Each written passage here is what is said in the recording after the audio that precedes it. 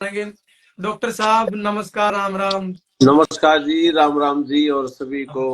आपकी तो इवनिंग होगी, गुड इवनिंग। थोड़ी आवाज में प्रॉब्लम है डॉक्टर साहब। एक सेकंड। हाँ जी, अब आई ठीक।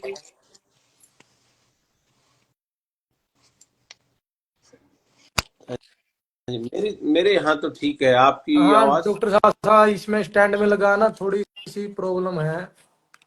हाँ डॉक्टर साहब राम राम। जी, राम राम जी, नमस्ते, सत श्री अकाल, आदाब, भारत माता की जय। और डॉक्टर साहब कैसे हो? बहुत बहुत बढ़िया हैं, आप सुनाओ कैसे हो? बढ़िया डॉक्टर साहब। डॉक्टर साहब, जो अमेरिका में मामला चला हुआ है डिपोर्ट का, बड़ा जी मामला है और डर का माहौल भी बने हुए हैं। जो भी अपने भारत के लोग अमेरिका गए हुए हैं, जी। तो क्या मामला है डॉक्टर साहब? किन लोगों को डिपोर्ट कर रहे हैं? उन लोगों को डिपोर्ट कर रहे हैं, बिल्कुल सीधी सीधी जी बात बताऊंगा। उन लोगों को डिपोर्ट करें जिनके पास डॉक्यूमेंट्स नहीं है। जी डॉक्यूमेंट्स नहीं है का मतलब है कि जिनके पास एलियन नंबर नहीं है। जी और एलियन नंबर उन लोगों के पास नहीं होता जिन्होंने अपना कभी असाइलम केस लगाया ही नहीं। जी इसका एक एग्जाम्पल बता देता हूँ। मान लिया कोई भाई टूरिस्ट वीजा जी पे आया है जी और आके उसको 6 महीने की परमिशन मिली थी वहां रहने की, और वो 6 की बजाय उसको 8 महीने हो गए, 1 साल हो गया। जी और कई बार ये होता है कि जब आप यहाँ एंटर करते हो उसके 1 साल के अंदर अंदर आप असाइलम केस लगा सकते हो। जी और वो 1 साल होने को है, या किसी को 4 महीने 5 महीने हो, लेकिन वो वेट करा 1 साल में अभी समय है तो लगा जी लेंगे, कोई नहीं, कौन सी जल्दी है। वो अगर पकड़े गए क्योंकि उनका कोई केस नहीं लगाया हुआ है, तो फिर उन लोगों को प्रॉब्लम आ सकती है। वो पकड़े गए तो डेफिनेटली, अगर कोई ऐसा है केस की भाई अगर असाइलम की रियली उसको जरूरत है, तो वो तुरंत प्रभाव से अपने वकील से बात करके अपना केस डाल दें डॉक्टर साहब, जो ताकि उनका टूरिस्ट बचाव हो वीजा। सके। और जो स्टडी वीजा पे मान लिया कोई आया हुआ है और उसने भी पढ़ाई छोड़ के असाइलम लगा दी, और उसका भी केस अभी शुरू नहीं हुआ है, अभी सोच ही रहा है केस लगाने की, वो पकड़ा गया तो उसको भी 200% प्रॉब्लम आएगी। कोई भी व्यक्ति चाहे केस भी लगा हुआ हो, अगर किसी ने कानून तोड़ने की कोशिश की या कानून तोड़ा किसी ने भी, चाहे उसका ग्रीन कार्ड भी हो, अगर लॉ अगर तोड़ा तो डिपोर्टेशन उनकी भी हो सकती है। एक वो लोग डिपोर्ट हो सकते हैं जो अभी कैंप्स में हैं, डिटेंशन सेंटर में हैं, जो अभी अभी बॉर्डर पार करके आए थे, महीना 2 महीने पहले जेलों में पड़े हैं और उनका असाइलम केस शुरू नहीं हुआ है। तो उनको वहीं की वहीं, मतलब उनकी कार्रवाई की जा सकती है कि उनको अगर लगे कि या इस बात पे जो ये कह रहा है इसकी कहानी पे हमें भरोसा नहीं, तो उसको वहीं से उसको डिपोर्टेशन उस पर लगा के उसको रिमूव किया जा सकता है। अगर जेन्युइन स्टोरी लगे किसी की और वो जेल में है, अभी अभी आया है, जी तो ऐसा नहीं है कि भाई उसकी जेन्युइन स्टोरी होने के बावजूद भी उसके पास सारे प्रूफ हो, तथ्य हो, तो उसकी सुनवाई भी होगी। ऐसा नहीं है कि असाइलम केस लगाना ही यहाँ बंद कर दिया गया, ऐसा नहीं है। वो स्ट्रिक्ट है मामला कि भाई इसकी पूरे अच्छे से जांच पड़ताल हो, रिव्यू हो अच्छे से, क्योंकि असाइलम तो हर कंट्री में होता है, पूरे वर्ल्ड में। तो डॉक्टर। इसलिए, लेकिन बॉर्डर के अंदर से अब कोई आ नहीं सकता, उसको पूरी तरीके से सील किया गया है। तो ये है मेन बात कि किन को डिपोर्ट किया जा रहा है। जिनके पास सारे कागज पत्र हैं, मान लिया ड्राइवर लाइसेंस है, उसके पास एलियन नंबर है, वर्क ऑथराइजेशन है, सोशल सिक्योरिटी है, लेकिन किसी न किसी जुर्म में पकड़ा गया, जी किसी न किसी केस में पकड़ा गया, या कोई कानून का उल्लंघन कर दिया। उसका सबसे मेन कॉमन कानून का उल्लंघन मैं कहूंगा शराब पी के गाड़ी चलाना। अगर शराब पी के गाड़ी चलाई तो डेफिनेटली अगर पकड़ा गया तो फिर पक्की उसका, मतलब अपने हरियाणा में कहते हैं ना, उसका तागा कर देना। ये बेशक बिल्कुल उनका तागा कर देंगे और भेज देंगे। कोई और हुआ एक नया जो एक्ट इन्होंने बनाया था, लेकिन रायली एक्ट, उसके तहत भी अगर कोई चोरी भी करता पकड़ा गया, या कोई रोबरी का अटेम्प्ट हुआ, कुछ ऐसा हुआ, अभी कई शॉर्टकट तरीके ढूंढते हैं पैसे कमाने के और जल्दी से अमीर होने के, और उस ऐसे में कोई गलत काम कर दे, कोई फ्रॉड कर दे, तो ऐसे में उन लोगों के, चाहे वो ग्रीन कार्ड भी हो, उस दिशा में भी उनको बाहर भेज दिया जाएगा। तो ये है।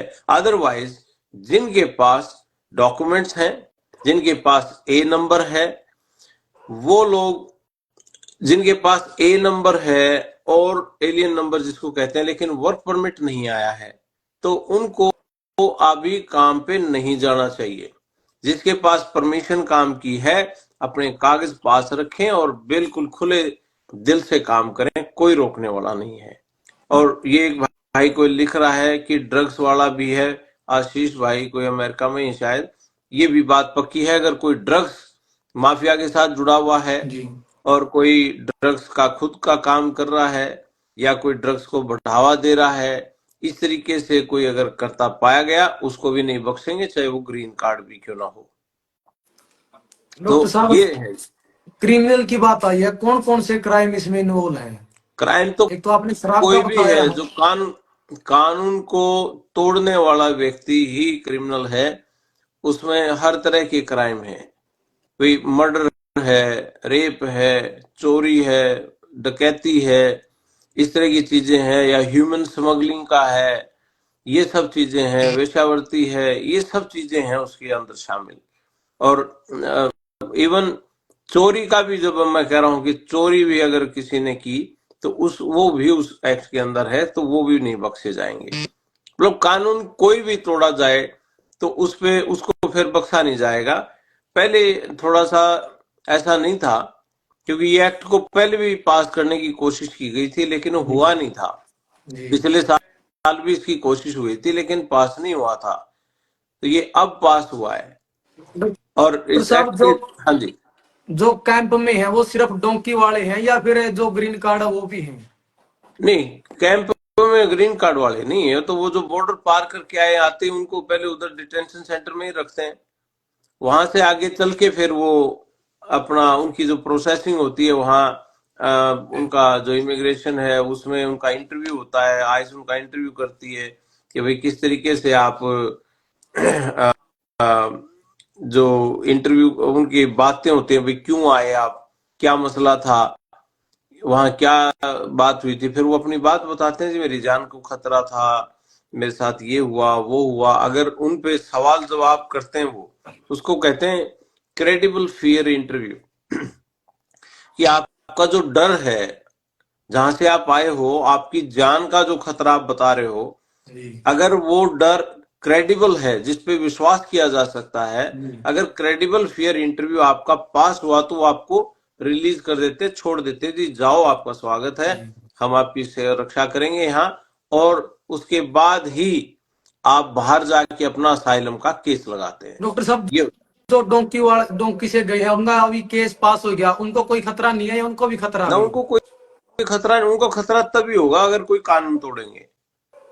और लेकिन कानून, अभी डर का माहौल बनेगा डॉक्टर साहब है। वो डर का माहौल इसलिए बना हुआ है क्योंकि जागरूकता नहीं है, अवेयरनेस नहीं है। और कुछ लोग सोशल मीडिया के माध्यम से, या जिनको भाई मान लिया आपने मेरे को कोई बात कह दी, मैंने सुन ली, उसको, तथ्यों को मैंने ना जांचा, ना परखा, ना वेरीफाई किया, और वही चीज को लेके मैं आगे लाइव आ गया, और मेरे को देख के फिर कोई और लाइव आ गया। ऐसे सुनी सुनाई बातों पे विश्वास करके और अपनी ब्लड प्रेशर बढ़ा रहे हैं, और डर का माहौल पैदा हो रहा है। और यहाँ बैठ के जो डर पैदा होता है, उसके बाद फिर इंडिया में माँ बाप और गांव के लोग जो हमारे वहां बैठे हैं, सगे संबंधी रिश्तेदार, फिर वो तनाव में आते हैं। और ऐसे में मैं एक और बता दूं, ये धरपकड़ शायद इतना नुकसान ना करे जितना तनाव नुकसान कर जाएगा। ये तनाव में अगर कोई ऐसा हादसा हो गया ना, मतलब कि भाई मारे गए, भाई अब तो कुछ नहीं बचा, ऐसे विचार आते हैं ऐसी चीजों में। और उन विचारों के चलते कोई भाई ज्यादा शराब पीने लग जाए कि मैं तो गया, है ना, एक एक्सीडेंट हो जाए भाई, दिमाग में 24 घंटे अगर प्रेशर है, कहीं कुछ पकड़ ना ले, कहीं कुछ ये ना हो जाए, वो ना हो जाए, और वो प्रेशर के चलते दिमाग का पत्ता हिल जाए किसी का, भाई 50-60 रुपए, उसको ये ऐसी चीजें नजर आती हैं।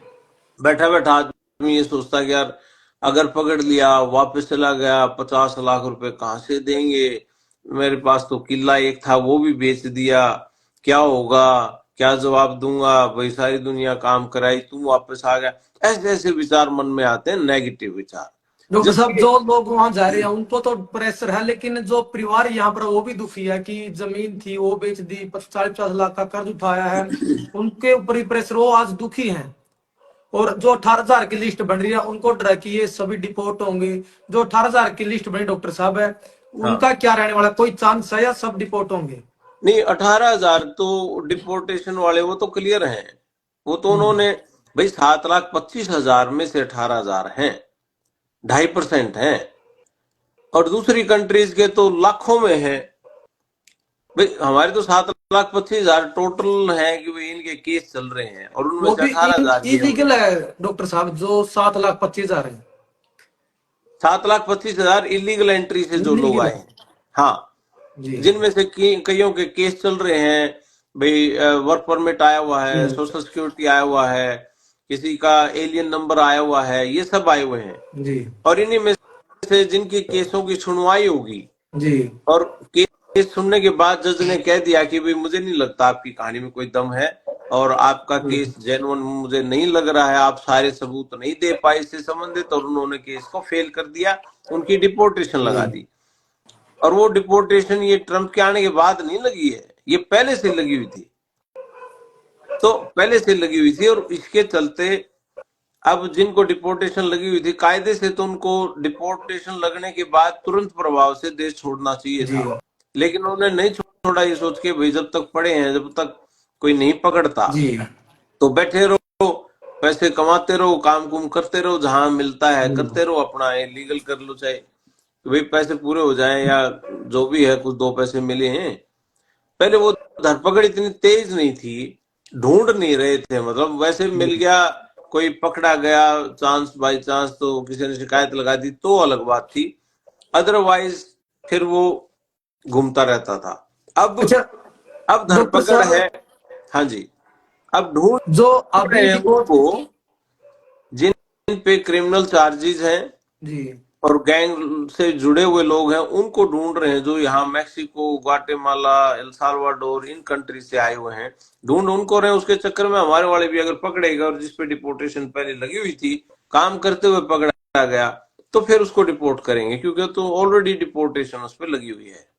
तो डॉक्टर ये तो आपराधिक किस्म के पकड़ रहे, तो उसमें तो कोई दिक्कत भी नहीं होनी चाहिए। हाँ, तो उसमें हमको अपराधी थोड़ा ही है, असाइलम शरणार्थी हैं यार, शरण मांग रहे हैं कि हमें खतरा, हमारे देश में या हमारे जान को खतरा है किसी कारण से, हमारे जान के पीछे कोई वहां पड़ा हुआ है, तो इसलिए हम शरण लेने आए हैं। और वो कह रहे हैं आप जो बात कह रहे हो उसका कोई पुख्ता सबूत दे दो। आपने उनको कन्विंस कर दिया तो वो आपको शरण दे देते हैं, आपका ग्रीन कार्ड पास कर देते हैं, यही तो बात है। जी अब ऐसे में जब उन्होंने आपको काम करने की परमिशन दे दी, आपका सोशल सिक्योरिटी नंबर दे दिया, जी अगर सब कोई बाहर खदेड़ना है तो उनके सबके वर्क परमिट कैंसिल कर दें आज रात ही, 1 मिनट में, चाहे कोई भी आया, हम नहीं देते भाई किसी को शरण। ऐसे में तो फिर यूक्रेन की दुनिया आई हुई है, लाखों में लोग यूक्रेन से आए हुए हैं, जो और देश थे जिनकी कोई समस्या चल रही थी, ऐसे देशों से लाखों लोग आए हुए हैं शरणार्थी बन के। तो शरणार्थियों का जो सिलसिला है जी या असाइलम का जो सिस्टम है इस देश में, वो थोड़ा खत्म होना है, जी वो नहीं खत्म। लेकिन मैं ये भी नहीं कह रहा हूं इस बात से कि आप बॉर्डर की तरफ बढ़ लो ना। इलीगल एंट्री के मैं हमेशा खिलाफ रहा हूं, पहले भी था, आज भी हूं। और मेरा हमेशा ये रहा है कि जब कोई देश आपने सेटल होना है, आपने बढ़िया तरीके से काम करना है, जब ये देश आपको सही रास्ते से आने के लिए कभी रोकता नहीं, जी उन केसों को ये कभी टोकता नहीं है, आपके खुले हाथों से दोनों हाथ आगे बढ़ा के आपका स्वागत करने के लिए तैयार है, और आपको वीजा देता है, तो आप इस रास्ते से आते ही क्यों हो। और खास तौर पे मैं ये बात उनके लिए कह रहा हूं जो बच्चे पढ़े लिखे हैं। दुख होता है इस बात का कि वो पढ़े लिखे हैं, +2 पास कर ली है, बीए पास कर ली है, कोई बीए 2 साल कर लिए थे, तीसरा साल आदम छोड़ के भाग गया। बिल्कुल अब ऐसे लोगों पे तो तरस आता है, क्या तुम पढ़े लिखे कहाँ थे, तुमने तो कागज, डिग्री जो थी वो कागज बना दिए। जी पढ़ा लिखा व्यक्ति का मतलब है शिक्षित होना, शिक्षा जाए, हाँ, ब्रेन के अंदर अवेयरनेस होनी चाहिए, और उस अवेयरनेस के चलते ये सारी चीजें होनी चाहिए कि उसको ये पता हो राइट और रॉन्ग रास्ता क्या है। राइट रास्ता होगा, मैं बताऊं, हमारे पास जैसे ये 450 के करीब अब तो हो गए हैं लोग जो अमेरिका में आए वीजा के लिए। अब ये जो सारे बच्चे, इनमें से कुछ लोग ऐसे भी हैं जो ये कहते थे कि जी हमने तो अपना पासपोर्ट किसी डोंकी वाले को पकड़ा दिया था कि भाई ये ले, और पैसे की हम तैयारी कर रहे हैं, वो पासपोर्ट वापस उठा के लाए हैं जी हमारी वीडियो देख के। तो ये मैं हमेशा कहता हूं कि सही रास्ते से आप जाओ। अब जो स्टूडेंट यहाँ पढ़ रहे हैं वो खुल के चौड़ी छाती करके घूम रहे हैं, कर रहे हैं अपना, और जो काम भी कर रहे हैं वो काम करने की परमिशन भी है उनको, यूनिवर्सिटी से मिली हुई है, उनको कोई रोक टोक थोड़ा ही है, खुल के काम कर रहे हैं। जिन बच्चों ने पढ़ाई छोड़ी थी और पढ़ाई छोड़ के साइल मंगाई, अब उनके फोन आ रहे हैं, सर हम दोबारा एडमिशन ले लें जी। मैंने कहा ना भाई, थारी ये थोड़ा चलेगी भाई। अब दोबारा लगा, वो दोबारा स्टूडेंट बन भी जाए जी, और स्टेटस असाइलम का उनका लगा हुआ है, अब दोबारा से स्टूडेंट वीजा पे थोड़ा आएंगे वो, और ना वो दोबारा भारत आ सकते। और उनका, स्टूडेंट्स का, और जो टूरिस्ट वीजा पे आए हुए लोग हैं, ये मैं नहीं कह रहा, उनको खुद को भी, जो मेरी बात आपके चैनल के माध्यम से सुन रहे हैं, उनको भी पता है, उनके साल 8-8 10-10 साल हो गए, 5-5 साल भी हो गए हैं, उनके केस की कोई सुनवाई नहीं है। करते रहो काम, घूमते रहो, लेकिन केसों की सुनवाई नहीं है, क्योंकि उस बात पे ट्रस्ट नहीं करते जो आप कह रहे हो। वो कह रहे आप तो घूमने आए थे यहाँ। डॉक्टर जी साहब, जो पढ़ाई करने के लिए बच्चे आए उनको काम साथ में मिल जाता है जब पढ़ाई करते हैं? परमिशन है उनको 20 घंटे काम करने की, लेकिन एक आध भाई को ये सोचे कि भाई मैं तो फुल टाइम काम कर लूं, फिर उनको एक सीपीटी होती है, वो सीपीटी की अप्रूवल ले ले अगर वो अपने डिपार्टमेंट से, फिर वो फुल टाइम भी कर सकता है। और मिल वैसे जाती है भी सर? एक सेमेस्टर खत्म करने के बाद तो आपको कैंपस से बाहर करने की भी फुल टाइम काम की परमिशन ही होती है। क्लास लगती है 8 महीने, तो क्लास लगती है सारी, तो बच्चे कर रहे हैं और बढ़िया अपना लिविंग है और सब चीजें वो बढ़िया कर रहे हैं, कोई दिक्कत नहीं है। उनको सोशल सिक्योरिटी भी मिला हुआ है। जो यूनिवर्सिटी में काम करने की आपको 20 घंटे की परमिशन है, तो आपको सोशल सिक्योरिटी भी तो मिला हुआ है। बहुत से बच्चों को तो यही नहीं पता जी, सोशल मिल गया जी। अरे सोशल सिक्योरिटी मिलने का ये मतलब नहीं है कि तुम बाहर किसी भी जॉब में चले जाओगे, काम कर लोगे, ऐसा नहीं है उसको। और ये सारी बातें जो भी स्टूडेंट वीजा पे, खास तौर पे हमारे स्टूडेंट्स, हम तो एक एक स्टूडेंट को इंटरव्यू की तैयारी के दौरान ये सारी उनकी ओरिएंटेशन करते हैं। तुम्हारे अधिकार क्या है, तुम्हें क्या करना चाहिए, क्या नहीं करना चाहिए, और कैसे तुम्हें सोशल सिक्योरिटी मिलेगी, कैसे तुम्हें वर्क परमिट मिल सकता है, कैसे तुम जॉब कर सकते हो। इवन अमेरिका, इंडिया से जब अमेरिका आना होता बच्चों को पढ़ाई के लिए, उनका वीजा लग गया और महीने बाद उन्होंने आना है, कईयों के 2 महीने पहले वीजा लग गया, और फिर उन्होंने अमेरिका अगर आना है तो वो तो वहां बैठे बैठे भी नौकरी ले सकते हैं।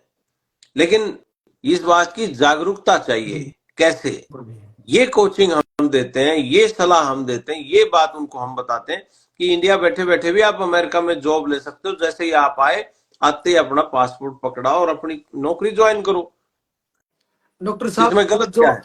जो स्टडी वीजा पे आया है उन्होंने अपनी डिग्री पूरी कर ली, कोर्स पूरा कर लिया, उसके कितने समय बाद है उनको जो वर्क परमिट मिल जाता है? क्या? जो बच्चे स्टडी वीजा पे आए डॉक्टर साहब है, हाँ, और उन्होंने अपनी डिग्री कोर्स पूरा कर लिया है, उसके कितने दिन बाद उन्होंने जो वर्क परमिट मिल जाता है?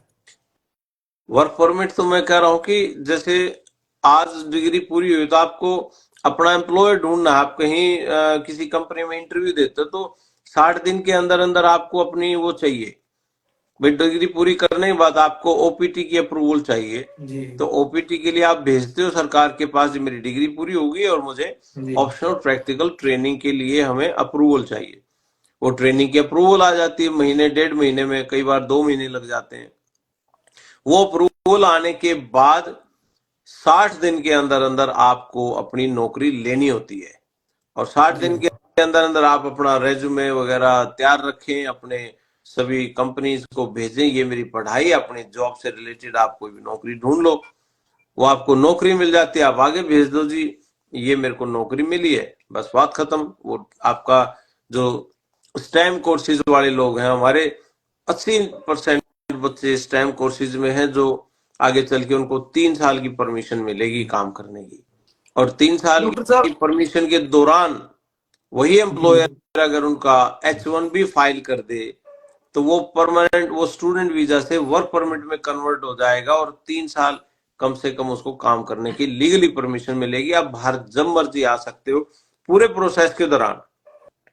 कोई भी बच्चा स्टूडेंट वीजा पे 5 साल का लगा हुआ है, जब मर्जी वापस आ जा सकता है, उस पर कोई रोक टोक नहीं।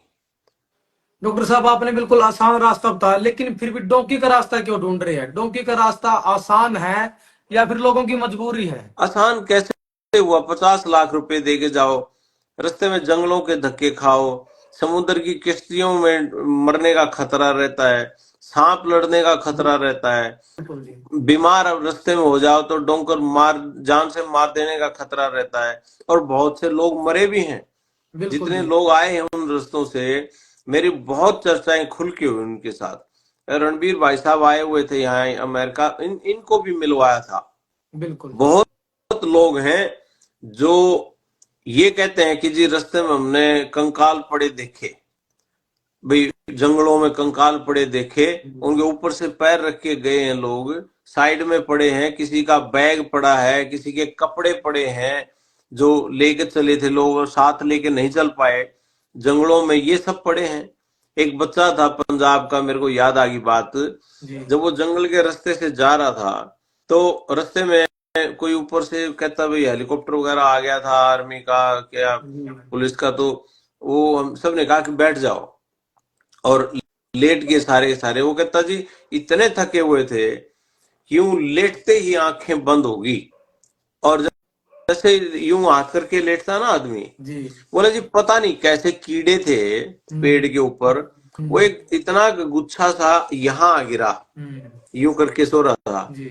बोला जी जितने मैंने उतारे ना, इतना तो इतना बड़ा सर्कल चक बना दिया उन्होंने, इतना इतना बड़ा एरिया खा गए वो कीड़े, जहरीले। जहरीले थे इतना। वो हो गया, और मैंने तो यूं उतार उतार के फेंके हैं, और मेरे हाथ में एक वो बनियान बनियान मैंने पहन रखी थी, मैंने वो भी उतार के यहाँ लगाई है, खूनम खून में वहां से यूं निकला हूं। कहता 1 साल से ऊपर का समय हो गया, मेरे आज भी दर्द है यहाँ पे, और वो घाव भरे नहीं है। ऐसे ऐसे एक्सपीरियंस। दूसरा मैं आपको बताऊं आपने बड़ा मेरे तार छेड़ दिए इस बात को लेके। जी। जो लोग डोंकी के रास्ते से आए, बहुत लोग ऐसे भी थे जो या तो बॉर्डर के उस पार या इस तरफ आने के बाद जी। वो घायल हुए, बेहोश हुए, हॉस्पिटलों में भेज दिया गया डॉक्टर्स को के पास, और जी। जो फिर यार इंटरनेशनल के पास आए, जी। उनके पेरेंट्स आए, या किसी ने कहा कि जो वहां पे एक भारतीय जेल उसमें पड़ा है, हॉस्पिटल में पड़ा है, जी। मौत के साथ जूझ रहा है। जब हम पहुंचे वहां उन बच्चों के पास, तो डॉक्टर्स ये सवाल पूछते हैं आपको पता इसके साथ क्या हुआ? हम कहते हैं नहीं पता जी, क्या हुआ है? आपको पता ये बेहोश मैक्सिको में ही हो लिया था या अमेरिका में आके हुआ है? आपको, मतलब वो इसलिए पूछते हैं। मैंने एक बार पूछा एक डॉक्टर से, मैंने कहा जी ये सवाल आप क्यों पूछते हो, क्या रीजन है, आप इस पे क्यों नहीं जाते कि अंदर कौन सा ऑर्गन फेल हो चुका है? जी। और कहते हैं हमें रीजन ये चाहिए कि ये कौन से कंट्री में इसके साथ ये घटना, शरीर खराब होना शुरू हुआ था। ये भाई ग्वाटेमाला में दिक्कत आनी शुरू हुई थी, दर्द जी। शुरू हुआ था, या मैक्सिको में शुरू हुआ था, जी। या एल साल्वाडोर में शुरू हुआ था, या कोई और किसी देश में शुरू हुआ था, पनामा में शुरू हुआ था। मैंने कहा लेकिन इससे फर्क क्या पड़ता है? कहते फर्क इसका ये है कि हर देश की अलग बीमारी है, हर देश का उनका आते हुए पानी अलग है, जी। कौन से जंगलों में किस तरह के कीड़े पाए जाते हैं उससे संबंधित बीमारी अलग है, एलर्जीज अलग हैं। बहुत से भाइयों को जो मेरी बात आपके माध्यम से सुन रहे होंगे, जी। शायद एक्सपीरियंस भी किया होगा, बहुत लोगों को जब आते हैं तो स्किन की बीमारी हो जाती है, बहुत जी। दाफड़ से हो गए, लाल लाल दाने हो गए, वो ये कहते हैं कि कौन से जंगलों में हुआ था, उनको डॉक्टर्स को ये पता, क्योंकि उनके पास लाखों केस हैं इस तरह के, जी हजारों तो लोग तो आते हैं पूरे दुनिया से, तो वो उनको पता। अच्छा, अगर ऐसा है तो उनकी तो रिसर्च चल रही है साथ साथ।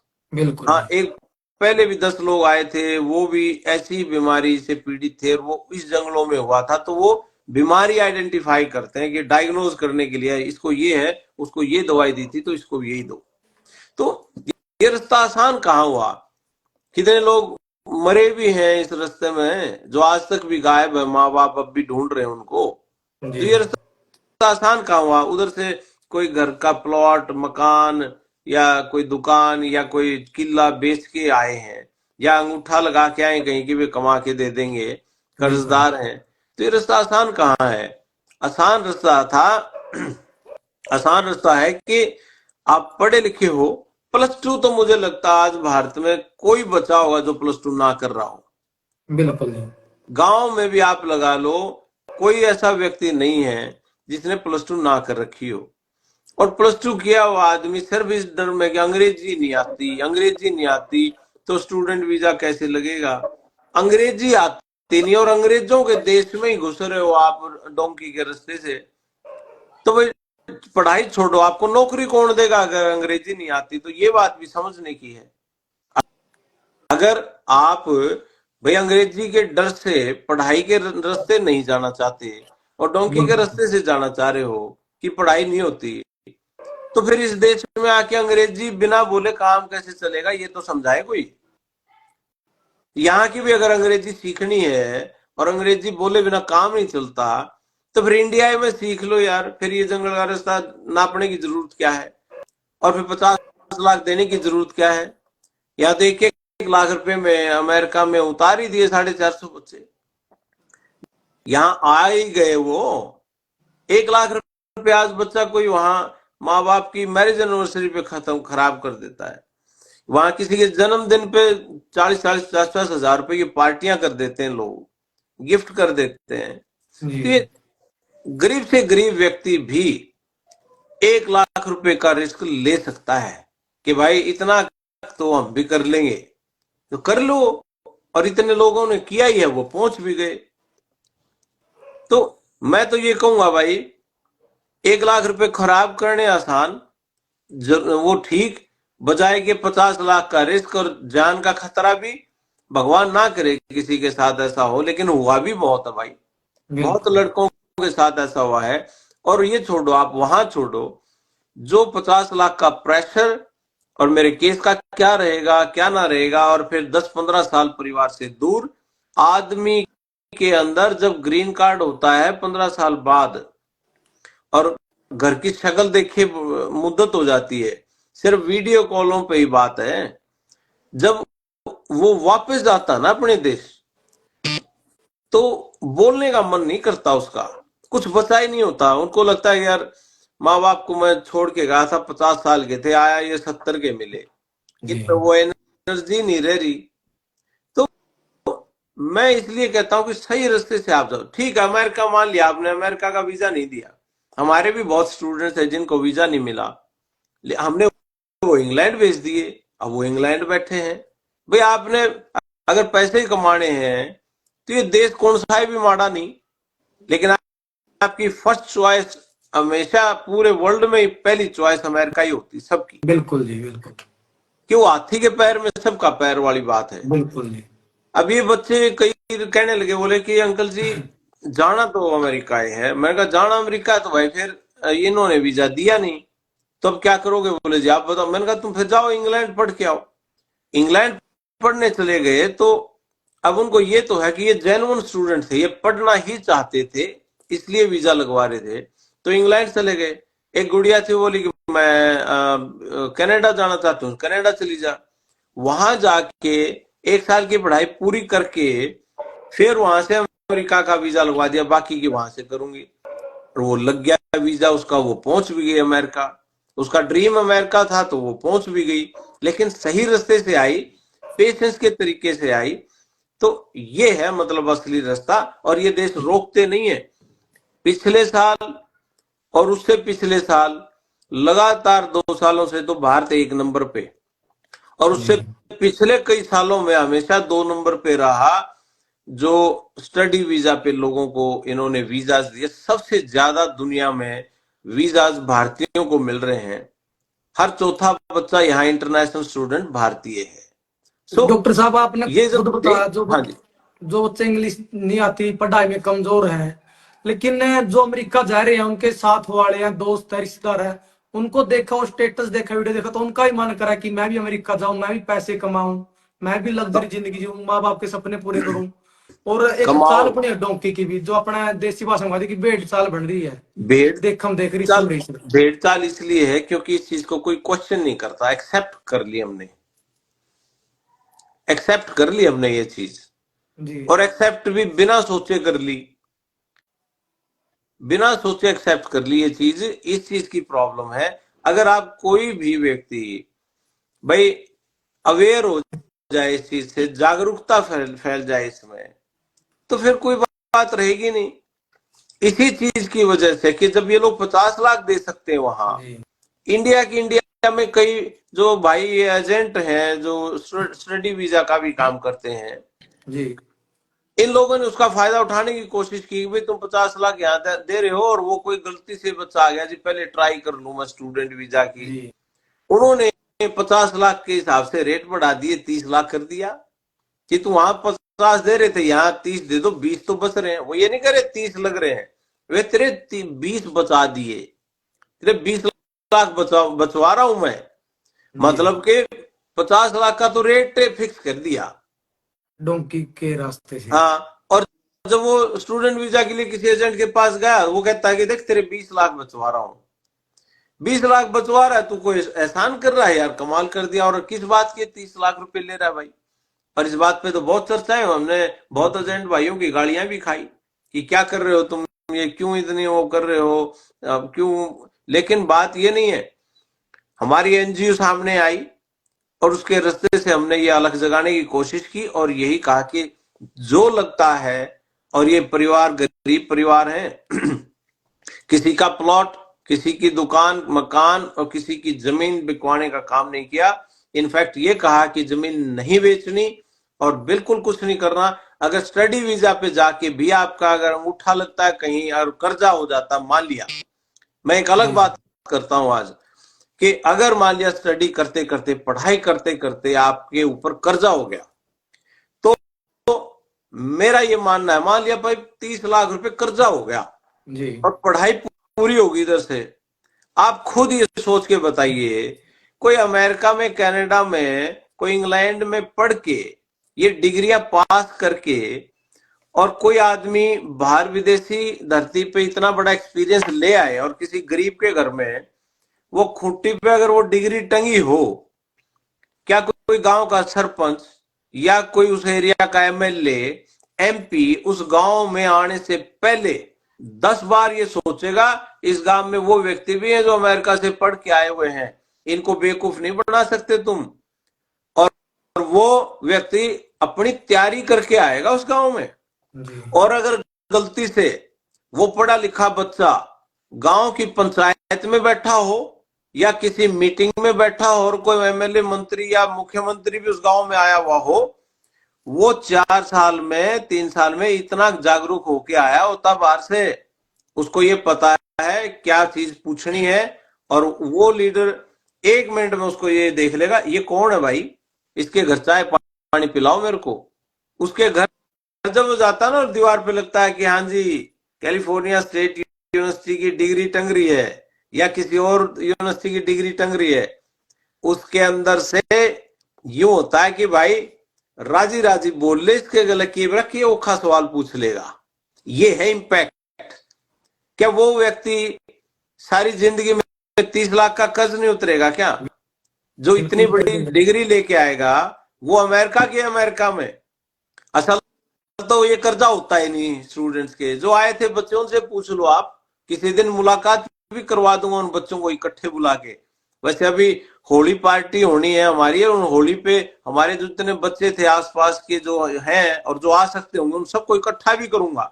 हम यहाँ सर। होली दिवाली सब त्योहार मनाएंगे, मनाते भी हैं। इन बच्चों ने यहाँ पे आके अपनी कारें खरीदी हैं।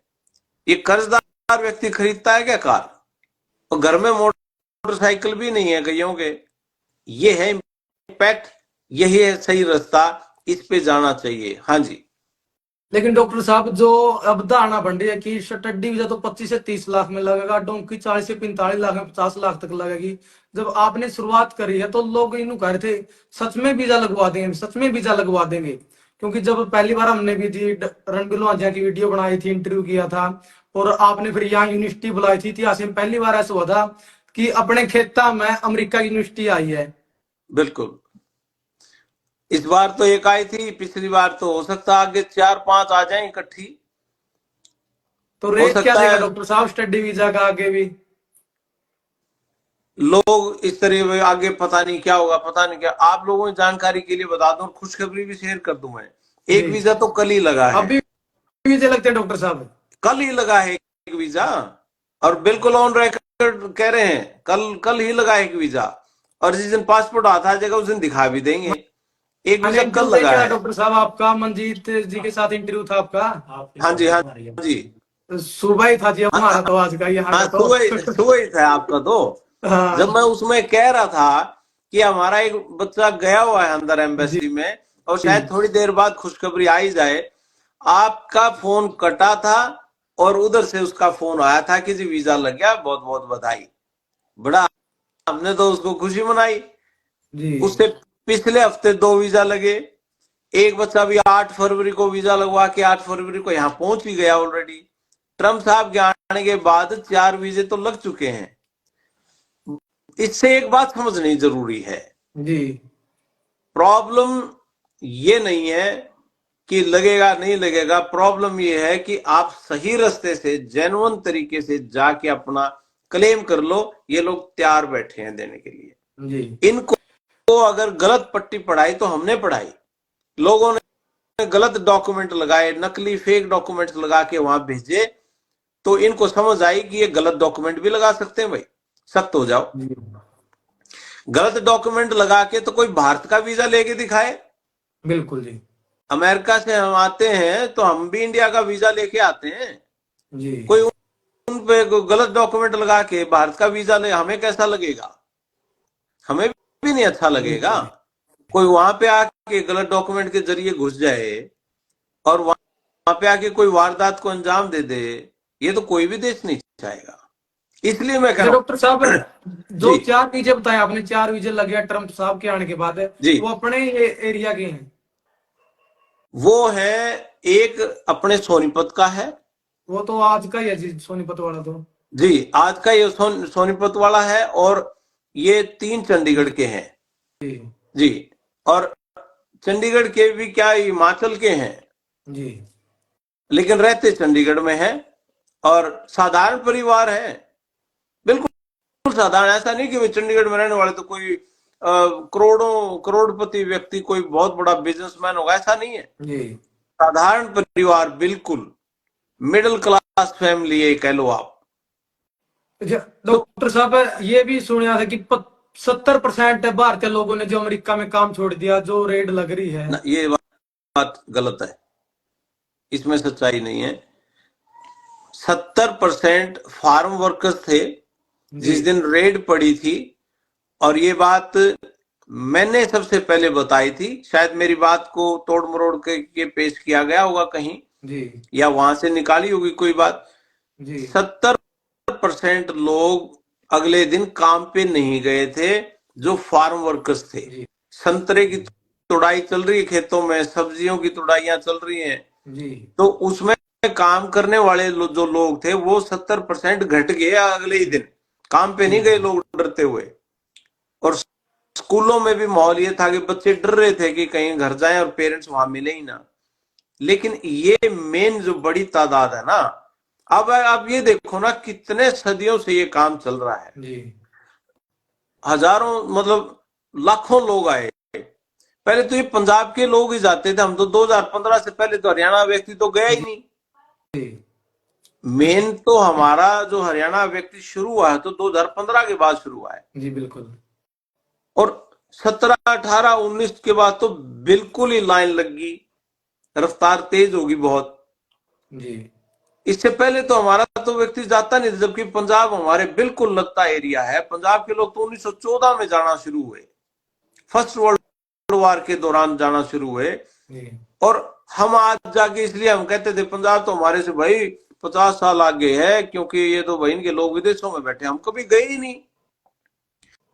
तो ये सब चीजें हैं कि अब हमारा व्यक्ति जब जा ही रहा है, तो उनको मैं कहूंगा कि भाई सही रास्ते से जाना चाहिए, क्योंकि ये लोग वीजा मना नहीं करते, लेकिन शर्त एक ही है इनकी, सच्ची बात बता दो, सही रास्ते से आ जाओ, वेलकम करेंगे हम आपका। तो ये जो 70% वाली बात थी ना, ये वही थी। और उन खेतों में तो हमारे 70% लोग काम भी नहीं करते, हमारे तो 72%, 72% लोग भारतीय आईटी कंपनियों में, मैनेजमेंट में, डॉक्टर्स, इंजीनियर्स, ये 72% लोग हमारे काम कर रहे हैं इन कंपनियों में, और 12% चाइनीज कर रहे हैं। तो ऐसा नहीं था।